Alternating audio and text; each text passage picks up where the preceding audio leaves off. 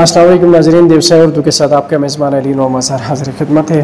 नाज़रीन, जैसा कि आप जानते हैं कि जब से वज़ीर आला गिलगित बल्तिस्तान की अदालत के ज़रिए नाअहली हुई है, उन्हें डिसक्वालीफाई किया गया है, उसके बाद गिलगित बल्तिस्तान की सियासत में एक बोचाल आन पड़ा है कि न सुलझने वाली गुट्टी जो है नज़र आ रही है हर तरफ। हर बंदा जो है वज़ीर आला का कैंडिडेट बन के सामने आ रहा है। किसी भी कैंडिडेट को, किसी भी उम्मीदवार को कोई वाज़ेह अक्सरियत नज़र नहीं आ रही है। नाज़रीन, जैसे कि हर बदलते पल के साथ, हर बदलते दिन के साथ कोई ना कोई डेवलपमेंट ज़रूर सामने आती है। गुज़श्ता रात पाकिस्तान पीपल्स पार्टी के जियालों की तरफ से सोशल मीडिया में एक ज़बरदस्त कैंपेन लॉन्च की गई अपने ही मरकज़ी कायदीन के ख़िलाफ़। उनका मानना था, उनका कहना था कि मरकज़ी कायदीन पाकिस्तान पीपल्स पार्टी के अंदर बैठे हुए कुछ सीनियर रहनुमा अमजद एडवोकेट और पाकिस्तान पीपल्स पार्टी को सख्त नुकसान पहुंचा रहे हैं और उनकी मकबूलियत से गायब दिखाई दे रहे हैं। नाज़रीन, अभी रिसेंटली एक डेवलपमेंट हमें सामने आ गई, देखने को मिली कि पाकिस्तान पीपल्स पार्टी के सूबाई सदर अमजद एडवोकेट और मेंबरान असम्बली ने अपने इस्तीफ़े जो है सेंट्रल क़यादत के पास जमा कराई है। उन्होंने ये इस्तीफ़े क्यों जमा करे, ये नौबत क्यों आई, इसके पीछे क्या मुहर्रिकात हैं, जिसका बखूबी आप सब इल्म है, आप जान सकते हैं। इस जो है हुकूमत को पाकिस्तान तहरीक इंसाफ की और साबिक़ वज़ीर आला गिलगित बल्तिस्तान खालिद खुर्शीद को चलता करने में जो किरदार पाकिस्तान पीपल्स पार्टी और उनके सूबाई सदर अमजद एडवोकेट की थी, वो किसी और जमात की नहीं थी। दिगर जमातों के मेंबरान, दिगर जमातों के रहनुमा उनको शेल्टर फराहम कर रहे थे, लेकिन अमजद एडवोकेट वाहिद बंदा थे जिन्होंने जो है पीटीआई हुकूमत को और खालिद खुर्शीद को, जो कि चीफ मिनिस्टर थे सूबाई गिलगित बल्तिस्तान के, तहरीक इंसाफ की जानिब से उन्हें घर भेजने में अहम रोल अदा किया। आज वो कौन से मुहर्रिकात हैं, कौन सी वजूहात हैं जिसकी वजह से अमजद एडवोकेट अपने इस्तीफ़े जो है सूबाई अपने सेंट्रल क़यादत को पेश कर रहे हैं। और एक और डेवलपमेंट नाज़रीन, जिस दिन जो है स्पीकर गिलगित बल्तिस्तान असम्बली के ख़िलाफ़ अदम एतमाद की तहरीक असम्बली सेक्रेटरीट में जमा कराई गई थी, आज अमजद एडवोकेट ने उस तहरीक को भी जो है, उस अदम एतमाद की तहरीक को भी वापस ली है। दूसरी तरफ जानिब पे आज पाकिस्तान तहरीक इंसाफ के वज़ीर आला के उम्मीदवार राजा आज़म ख़ान और पाकिस्तान पीपल्स पार्टी के सूबाई सदर अमजद एडवोकेट ने एक अहम मुलाकात स्पीकर के चैम्बर में नज़ीर एडवोकेट से की। लोगों के कहना है, तजज़्बेकारों का कहना है कि गिलगित बल्तिस्तान में एक नई डेवलपमेंट सामने आई है। अमजद एडवोकेट ने गुज़श्ता रोज़ ऐलान किया था कि हम हुकूमती प्रोसेस का हिस्सा नहीं बनेंगे।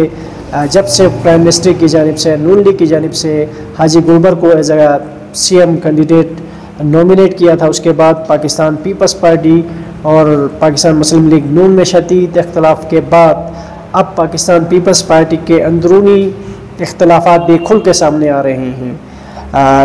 जियालों की एक मरतबा फिर सोशल मीडिया में अपने ही क़यादत के ख़िलाफ़ भरपूर तहरीक का आगाज़ हुआ है और जियाले इस वक्त अमजद एडवोकेट के सपोर्ट में शाना बशाना खड़े दिखाई दे रहे हैं। भरपूर कैंपेन इस वक्त लॉन्च की गई है और भरपूर तरीके से अमजद एडवोकेट की इस इक़दाम को, जो इस्तीफ़ा उन्होंने दिया है, तायद की जा रही है। गिलगित बल्तिस्तान के तमाम इलाकों से, जियालों की जानिब से, पाकिस्तान पीपल्स पार्टी के वर्करों की जानिब से और इवन की पाकिस्तान पीपल्स पार्टी के तमाम डिस्ट्रिक्ट्स के अहदेदारों की जानिब से भी अमजद एडवोकेट की इस फ़ैसले को, जुरातमंदाना फ़ैसले को सराह रहे हैं। अमजद एडवोकेट के इस फ़ैसले को गिलगित बल्तिस्तान के थर्ड ऑफ आइडियालॉजी से ताल्लुक़ रखने वाले, डिफरेंट पोलिटिकल पार्टीज से ताल्लुक़ रखने वाले, मुख्तलिफ़ नज़रियात के हामिल अफराद भी सराहते हुए नज़र आ रहे हैं सोशल मीडिया में। ख़ासकर गिलगित बल्तिस्तान की जो बात करते हैं, जो नौजवान अमजद एडवोकेट के इस इक़दाम को अपने अपने अल्फाज में बयान कर रहे हैं। बाज़ लोग इनमें से ऐसे भी हैं कि अमजद को इस मुहावरे से ताबीर दे रहे हैं कि गीदड़ की 100 साल ज़िंदगी से शेर की एक दिन की ज़िंदगी बेहतर है। बहरहाल नाज़रीन, पाकिस्तान पीपल्स पार्टी अंदरूनी टूट फूट का शिकार पहले से दिखाई दे रही थी, लेकिन इस वक्त अब खुल के सामने आ गई है। ये इख्तलाफात पाकिस्तान पीपल्स पार्टी के अंदर डेफिनेटली पाए जाते हैं। अमूर कश्मीर व गिलगित बल्तिस्तान, कमर ज़मान कायरा, गवर्नर गिलगित बल्तिस्तान सैयद मेहदी शाह और अमजद एडवोकेट के दरमियान अख्तलाफात अब पे वाज़ेह होते नज़र आ रहे हैं, और जिसका इजहार जियाले सोशल मीडिया के ज़रिए कर रहे हैं। नाज़रीन, अगर पाकिस्तान पीपल्स पार्टी की क़यादत अमजद एडवोकेट के इस्तीफ़ा मंजूर कर लेती है, अगर दीगर मेंबरान के इस्तीफ़े मंजूर कर लेती है, तो एक गिलगित बल्तिस्तान में पाकिस्तान पीपल्स पार्टी के लिए एक इंतहाई मुश्किल हालात सूरत हाल का सामना करना पड़ सकता है। अमजद एडवोकेट की एक गिरफ्त है पॉलिटिक्स में गिलगित बल्तिस्तान की, ख़ासकर यूथ में एक उसकी जो है गिरफ्त है, वो बगैर पाकिस्तान पीपल्स पार्टी इस पोजीशन में है कि गिलगित बल्तिस्तान को लीड कर सके। गिलगित बल्तिस्तान के तमाम मकातब फ़िक्र, तमाम इलाकों से लोग उनकी सपोर्ट में भरपूर तरीके से पेश रहे हैं, और अब नज़र भी यही आ रहा है कि अमजद एडवोकेट एक मरतबा फिर गिलगित बल्तिस्तान के मकबूल तरीन लीडर बनने जा रहे हैं।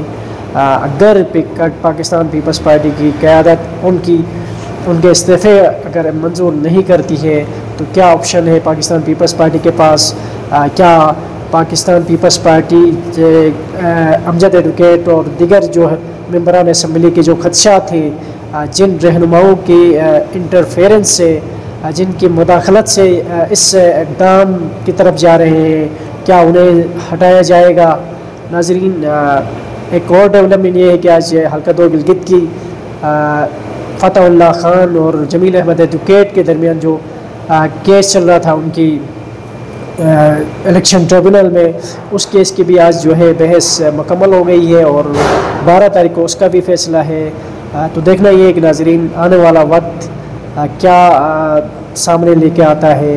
गिलगित बल्तिस्तान में चीफ मिनिस्टर सहरा जो है किसके सर सजता है, और पाकिस्तान पीपल्स पार्टी कहाँ खड़ी होगी? पाकिस्तान पीपल्स पार्टी के जो इख्तलाफात हैं, क्या वो ख़त्म हो पाएंगे?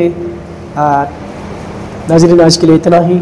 नेक्स्ट प्रोग्राम में फिर किसी टॉपिक के साथ हाजिर होंगे। तब तक के लिए अपने मेज़बान अलीन और मज़हर को इजाज़त दीजिए। अल्लाह ने के बाद।